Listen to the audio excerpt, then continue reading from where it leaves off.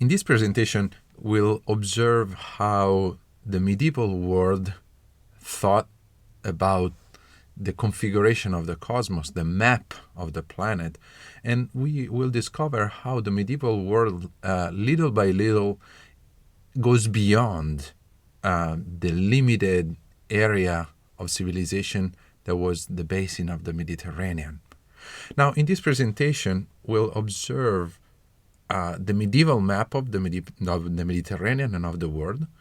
We'll observe the consequences of a momentous fact, the fall of Constantinople, so the end of the Byzantine Empire in 1453.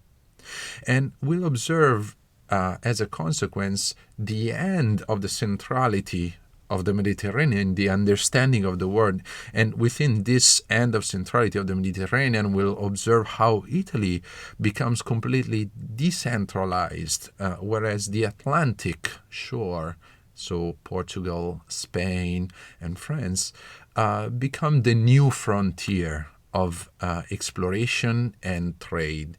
So in this sense, we'll observe the shift in the center of gravity of the world from the middle of the Mediterranean to the west. So we'll talk about the quest for the west, which is actually a trait of the Western civilization. So this constant push toward a westward destination, westbound destination. So I want to take you to Europe in 1491. So the year before Columbus voyages and the discovery of the New World.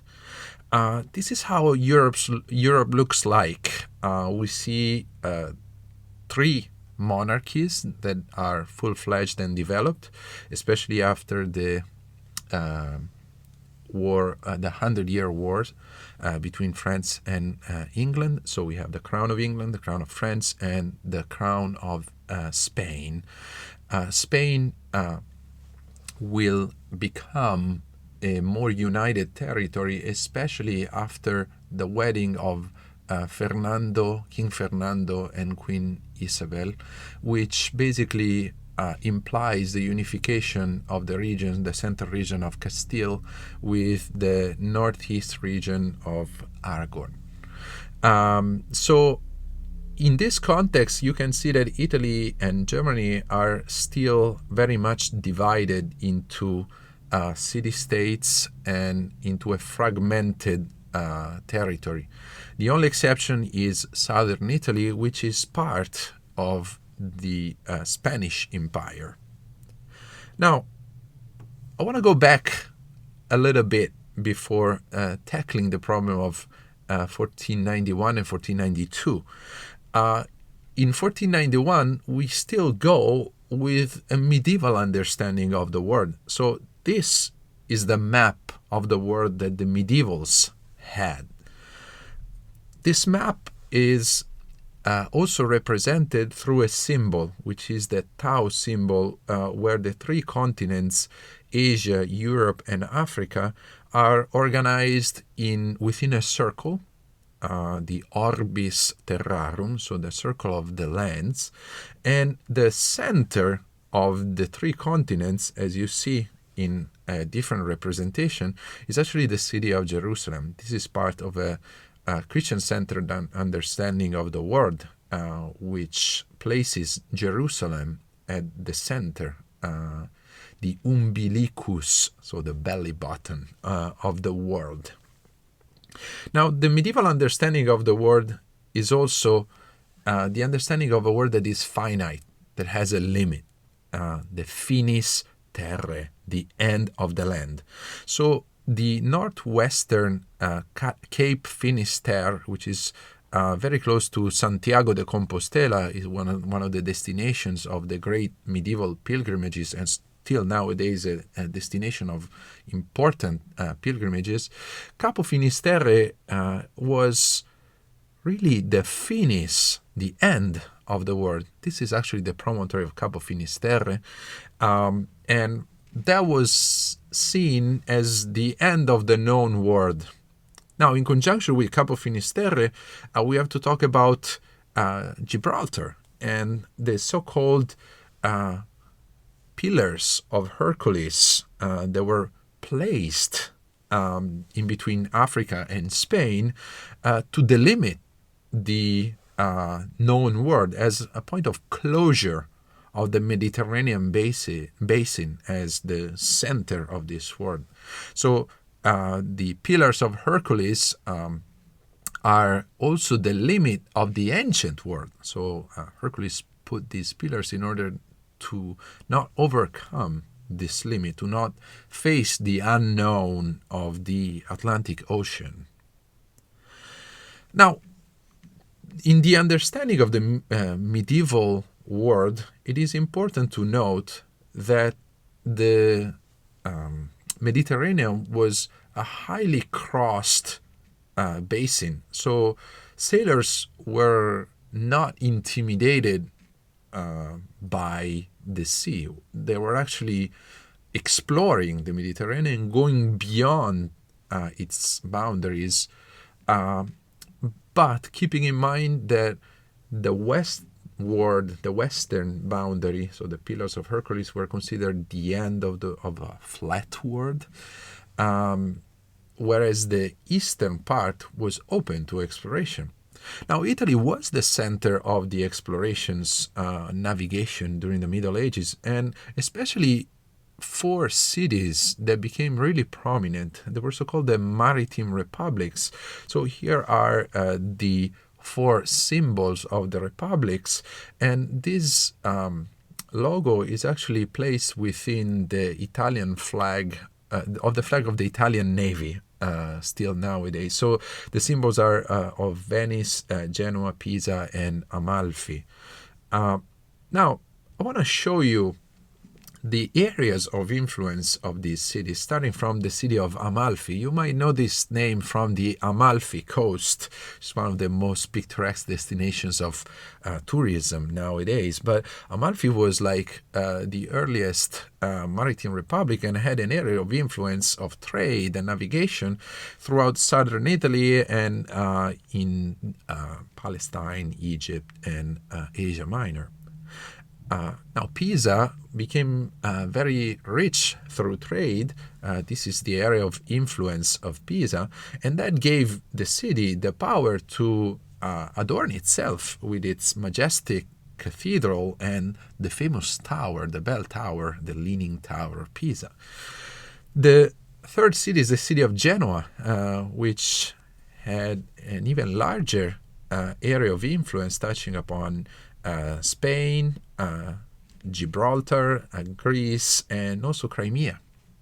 So Genoa had an incredible area of influence, and Venice, the last, fourth and last Maritime Republic, was in a context of exploration and navigation that really entailed the exploration of the eastern provinces. So Venice was the center of the trade with Turkey, Constantinople, and even the Orient. It was kind of like a crossroads between the northern part of Europe and the southern part of Europe at the end of the Adriatic Sea, of the basin of the Adriatic Sea. So this is actually the route of Venetian travelers and sailors that extended beyond Turkey and arrived to touch the so-called Silk Road, so the road that was connecting Europe with China. And in particular, the Venetian sailor or explorer that traced this route was Marco Polo. And Marco Polo was a man who traveled to Cathay, so China, for silk, for exploration, and it said that he brought back paper. Some say that he brought back the idea of pasta. Now, at his return to Venice, due to a conflict between the two maritime republics of Genoa and Venice, he was jailed in Genoa, and in his prison he encountered another political prisoner, Rustichello da Pisa, to whom he recounted all his adventures in China. So Rustichello transcribed them in a book, Il Milione, which is like one of the most fantastic and amazing travel books from really the 13th and 14th century. In the book, Marco Polo describes Asia, describes the Katai as a marvelous place. So the book is a geographic report, but also a fantastic imagination. Calvino will read Marco Polo's travels and work on it as a framework for his Invisible Cities, one of the most famous books of the 20th century. But also there is another reader over the centuries of Marco Polo's Il Milione, and he was Christopher Columbus, that as a reader of these travels would actually think that what he discovered was Marco Polo's Katai. Now, another element of movability, movement, navigation across the Mediterranean basin was actually provided by the Crusades. So Venice participated in one of the Crusades, and the Crusades were also fought, in addition to religious reasons, to kind of free the Holy Land from Ottoman occupation, but Muslim occupation. But the Crusades were also a way to open up or maintain, guarantee that the path toward the east could be left open. So let's go back to Europe in 1491. So this is the understanding of the medieval world and the routes of the medieval world that are still in place the year before Columbus' voyage.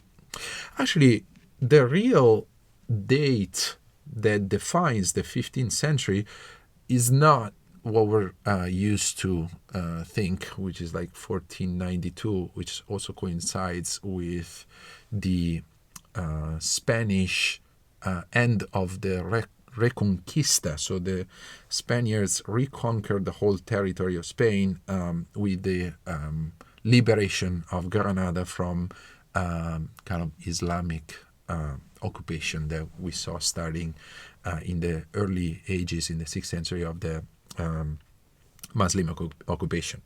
Now, the real element, the real date that starts the push, the quest to explore the West is actually 1453. So the date in which the Ottomans actually seized the city of Constantinople, which had been the capital of the eastern part of the Roman Empire for about 1,000 years.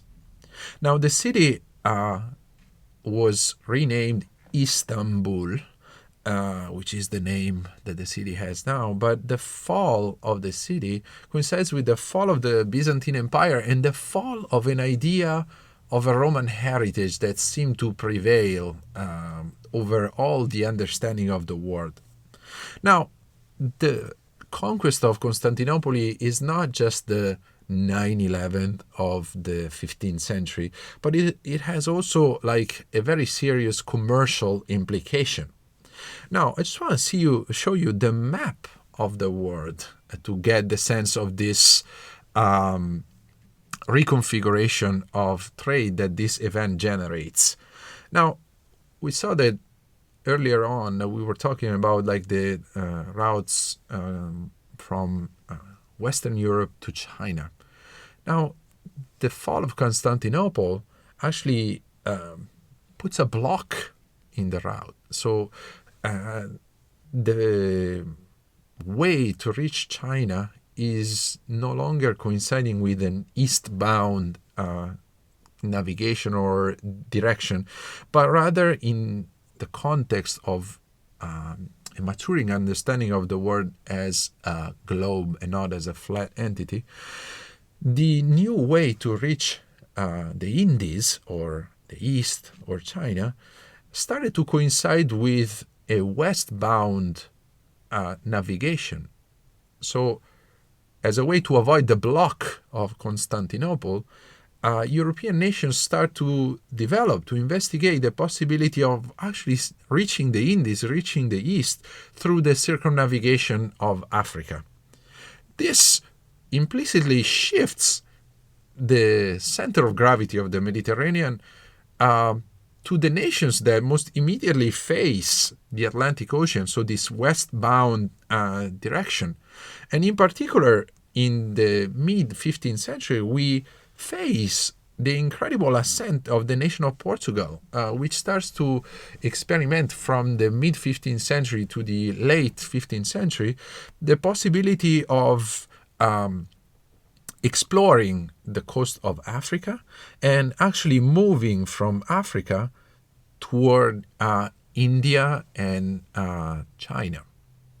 Now, at the same time, as we were saying, Spain acquires a new power given the new territorial acquisitions after the end of the Reconquista, so the unity of the peninsula, but also given the new unity given by the union of the crowns of Aragon and Castile with the union of Isabel and Fernando, who became the two patrons and sponsors of Atlantic explorations.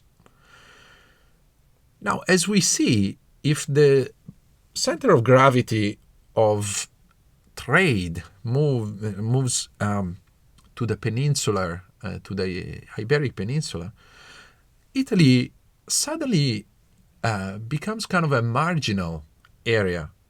So Portugal was a marginal area that becomes really important after the fall of Constantinople.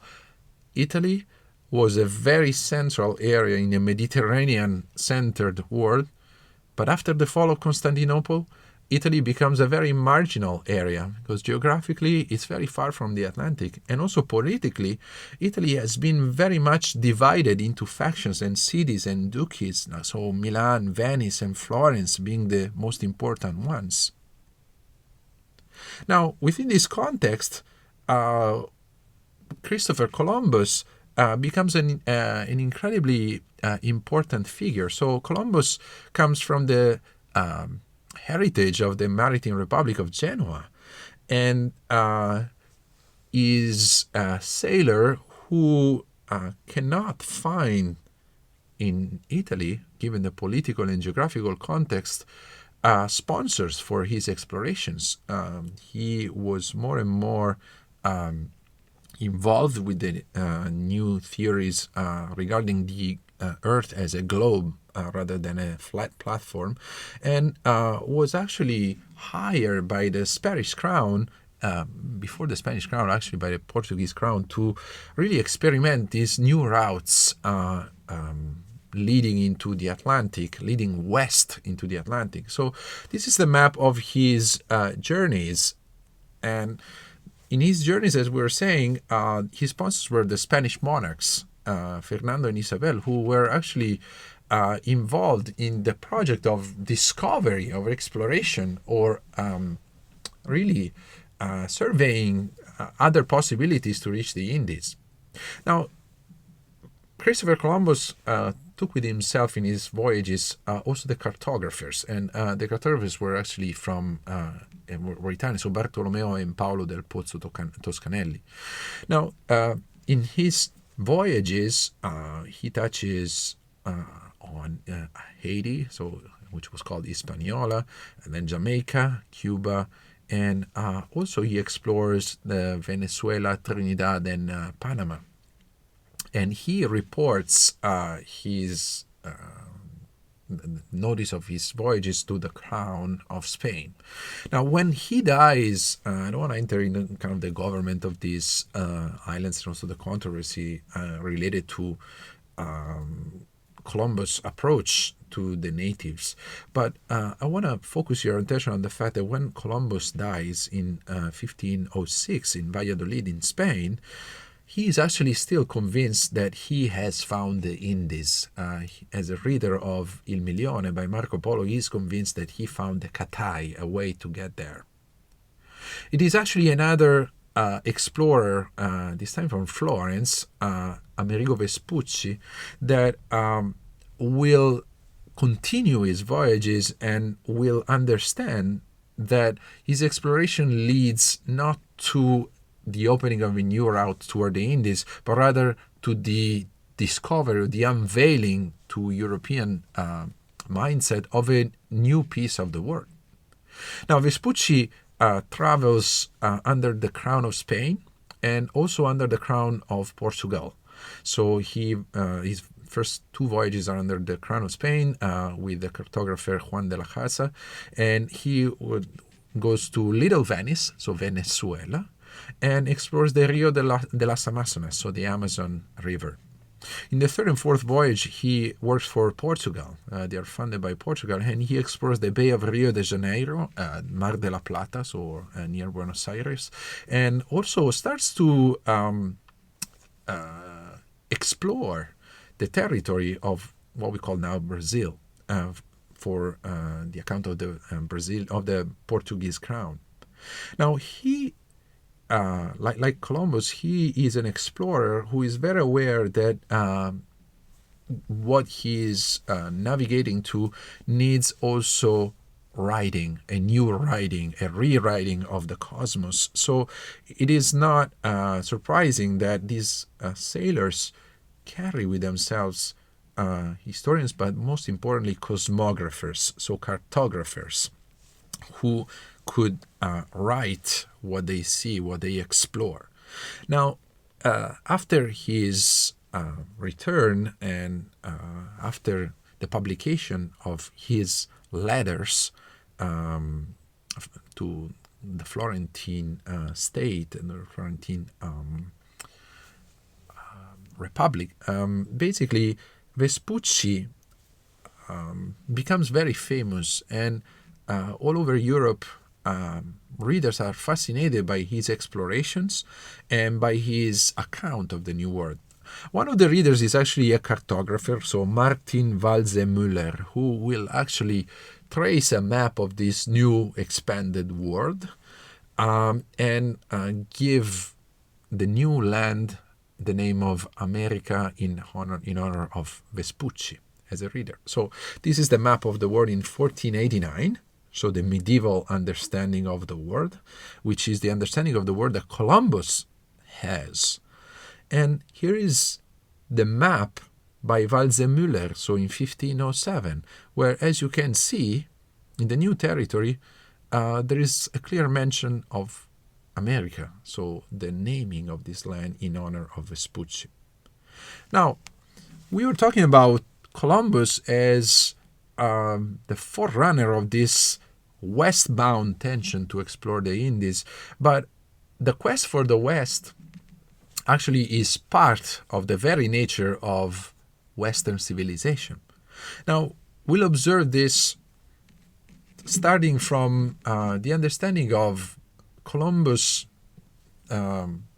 imaginative tension toward the West, which starts from the idea of Colombo as a reader of Dante, of Dante's Divine Comedy, and actually bouncing it back of Columbus as a reader of Dante who reads the figure of Ulysses in his Divine Comedy.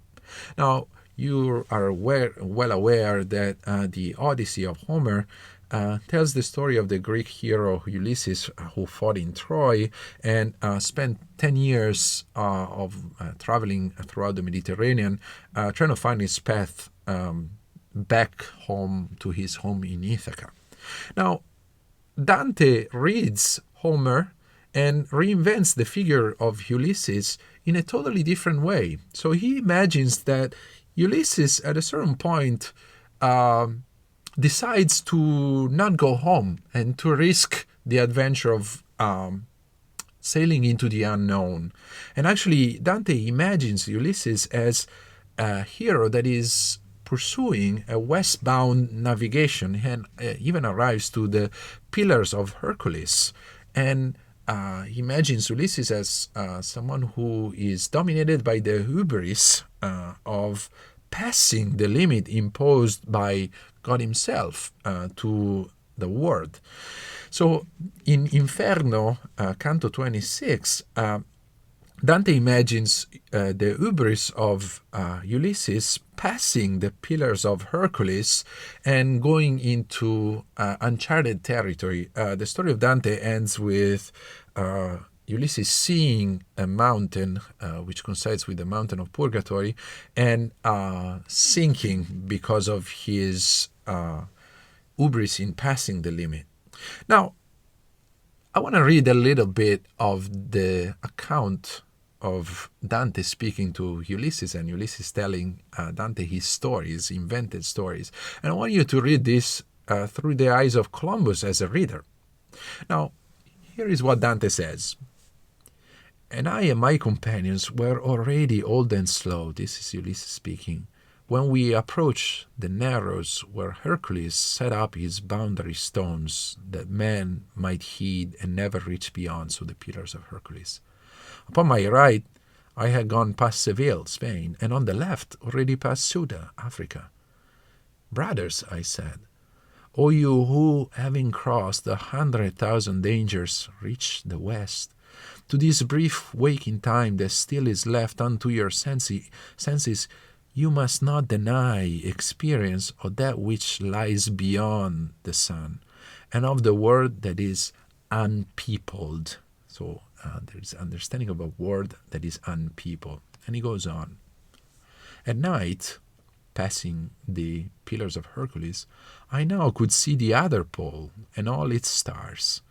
The star of ours had fallen and never rose above the plain of the ocean. 5 times the light beneath the moon had been rekindled, and as many times was spent since that hard passage faced our first attempt. So 5 days passed, when there before us rose a mountain, dark because of distance, so the mountain of Purgatory, and it seemed to me the highest mountain I had ever seen. And we were glad, but this soon turned to sorrow, for out of that new land a whirlwind rose and hammered at our ship against her bow. 3 times it turned her round with all the waters, and at the 4th it lifted up the stern so that our prow plunged deep as pleased another, until the sea again closed over us. So Dante imagines the punishment of God to the hubris of Ulysses as pleased another, in trying to overcome the limit that is placed to our life, not just the limit of death, but also the geographic limit of the Pillars of Hercules. But again, there are 2 expressions, unpeopled and new land, that really resound if you imagine Columbus really reading this westbound journey and prefiguring in this in the direction of west of his journey, a possible new land, or a land that is unpeopled. Now, if we go back to the understanding of the Western world, we'll actually find that Columbus' drive to sail west is actually part of our own identity.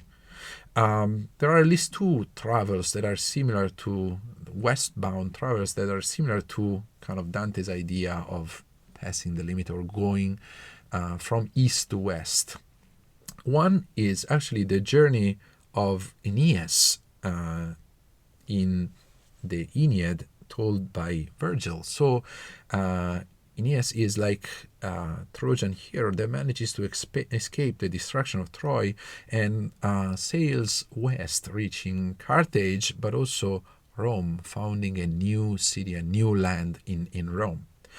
The other westbound travel is actually the travel of the travels of St. Paul, moving Christianity from Palestine, from kind of a Judaic background, onto the universal capital of the Mediterranean world, which is Rome. It was Rome, and during the Middle Ages was still Rome until the end of the Byzantine Empire, so 1453. Now, if you think about it, the idea of passing the frontier or constantly looking for the West or a Western new land is also part of the understanding of the conquest of the West, which is part of the American heritage. So the idea that the West entails a new unpeopled land, a new space beyond the frontier, a space of expansion, of dominion. So this is also part of our Western tradition. And if you remember, in the beginning of The Wizard of Oz, there's like a very famous song where Dorothy imagines somewhere over the rainbow. So the idea of a somewhere over the rainbow, of a limit or a boundary, or the imagination of something that is beyond this boundary, is actually part of the same dynamic that Columbus had, maybe reading Dante and imagining a somewhere over the rainbow, something beyond the frontier, beyond the limit of the Pillars of Hercules.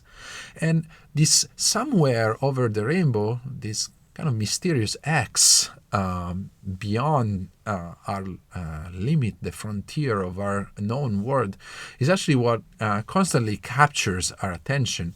Now, after the 19th century conquest of the West, the Western civilization actually needed to find a new frontier. So the space race became kind of a prolongation of this search for a new space, a new possibility of expansion, or simply the idea of self-overcoming, of progressing by constantly overcoming the limits that are placed to our knowledge and expanding it to an ever bigger and ever new knowledge of the world.